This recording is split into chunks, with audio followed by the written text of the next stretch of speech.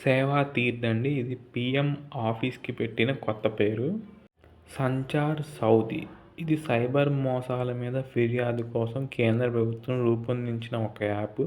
ఇది ప్రెజెంట్ న్యూస్‌లో ఎక్కువగా ఉంది. ఎందుకంటే ఈ యాప్‌ని కొత్తగా వస్తున్న అన్ని మొబైల్స్‌లో ఇన్‌స్టాల్ చేయాలని కేంద్రం చెప్తుంటే వ్యతిరేకాలు ఇది ప్రైవసీకి విరుద్ధమని చెప్పి వాదిస్తున్నాయి.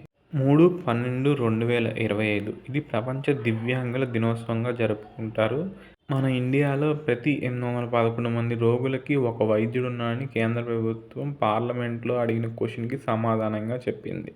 మన ఇండియాలో జనగణన 2 దశల్లో చేయనున్నారండి. అది 2026 ఏప్రిల్, సెప్టెంబర్ మధ్య ఇక్కడ హౌస్ హోల్డ్ మ్యాపింగ్ జరుగుతుంది. ఇంకా 2027 ఫిబ్రవరిలో జనాల్ని లెక్కిస్తారనమాట ప్రతి హౌస్‌లో.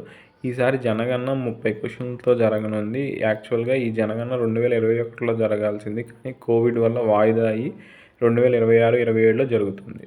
ఇంకా రెలోస్ రవాణాలో పరస్పర మార్పిడి సహకారం.